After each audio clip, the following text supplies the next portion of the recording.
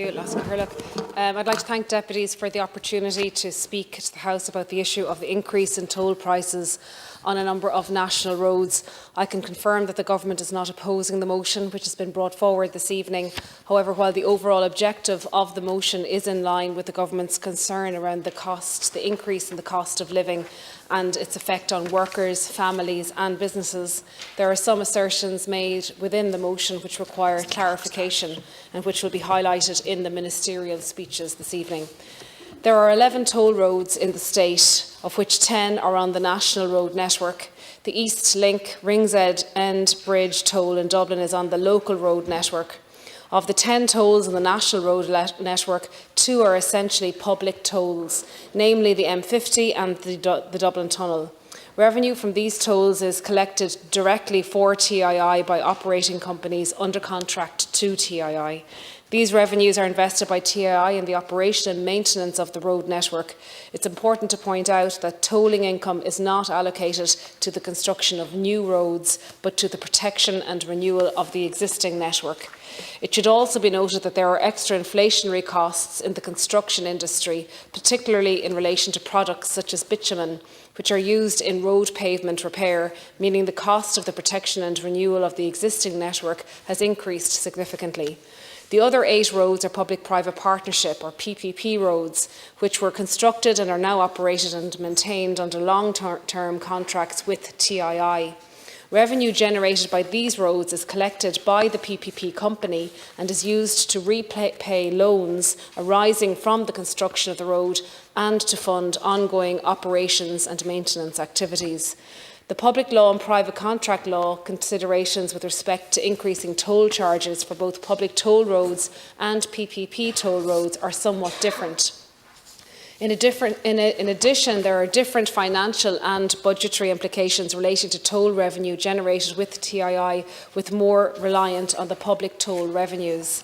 In terms of the framework for setting tolls, toll bylaws for each individual road set out the basis for calculating maximum tolls each year. Maximum tolls are calculated for each vehicle category. TII calculates the maximum tolls for the Dublin Tunnel and the M50 and decides the actual tolls that should apply. The PPP companies calculate the maximum tolls for the 8 PPP concession schemes and propose the actual tolls that should apply.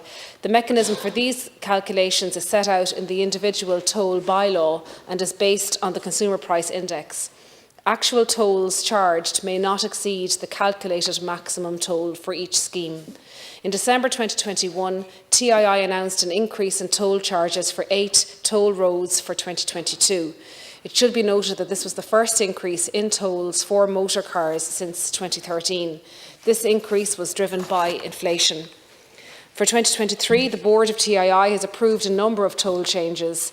In the case of the public tolls, there is no change to existing toll rates for Dublin Tunnel, while the toll rates for the M50 have increased across the board. Increases have also been agreed for all 8 PPP schemes. These increases include a 30-cent increase for cars without tags or video accounts on the M50, bringing the toll paid to €3.50. On the N4, there will be an increase of 20 cents for cars, which brings the toll to €3.20. The tolls on the other PPP schemes will increase by 10 cents. This has been driven by inflation of 8.5% based on the Consumer Price Index and is within the relevant bylaws for each scheme. It's estimated that these changes will generate approximately €25 million in additional toll revenue. This is dependent on traffic volume, which will be used for loan repayments in the case of the PPPs, maintenance and operations in the schemes in question, and to ensure that tolling income continues to adequately support the protection and renewal of the existing road network. Any measures introduced in relation to these toll increases will need to account for the contractual arrangements with the PPP companies, along with the impact on the protection and renewal of the existing road network. Public-private partnerships have been instrumental in the expansion of Ireland's motorway network through recent decades, particularly on inter-urban routes. This has delivered safer roads with reduced journey times to the benefit of private motorists, businesses and the haulage sector. Furthermore, the contractual arrangements for these roads ensure that they will be maintained in a safe and robust condition before reverting to the state on the ending of the contract. These arrangements have allowed for risk-sharing, efficient project management and delivery, and the completion of critical public infrastructure without incurring upfront exchequer cost. The motion put forward refers to payments to PPP operators. I would like to expand on this. These variable operation payments, or VOPs, cover two PPP toll concession contracts, the M3 Clonique to Kells and the M18 Limerick Tunnel. They provide that where traffic volumes do not reach a threshold specified in their respective contract, monies are paid from the state to the toll operator. This has incentivised private sector infrastructure development on roads where traffic volumes are less certain. Due to COVID-19 restrictions, there was a significant drop-off in traffic levels across the national road network in 2020 and 2021, including the two VOP contract roads mentioned previously.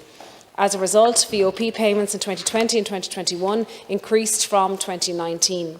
In addition to the reduction in traffic due to COVID-19, the other factors that impacted the calculation of the variable operational payments in 2020 and 2021 included the level of traffic guarantee applicable to each year, the level of toll charges applicable to each year, and the level of non-availability payments, which are reductions for lane closures applicable to each year.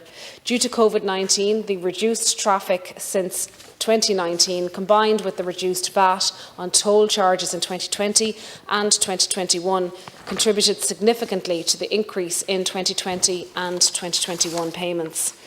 It should also be pointed out that as part of a revenue sharing mechanism contained in PPP contracts, if traffic volumes exceed a certain threshold which is specified in the contract for each scheme, the excess toll revenue returns from the toll operator to the state. In recent years, such revenue has been generated on the M4 and M1. The Department has brought in a number of public transport measures to help to ease the cost of transport, mainly aimed at reducing fares for users. Furthermore, the Department has also rolled out an emergency support scheme for hauliers. There have also been other government measures, such as the reduction on excise duty for petrol and diesel. This is in addition to the various measures outlined in Budget 2023 to help people with the challenges of the cost of living.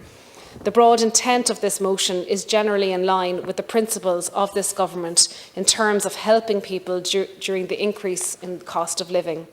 I can confirm that the Department of Transport has been directed to develop options that might allow for the suspension of planned toll increases until the end of June 2023. However, as I've outlined, the toll contracts are complicated and further discussions with all relevant parties, including the TII, are needed. Lascan Corla, thank you for your time.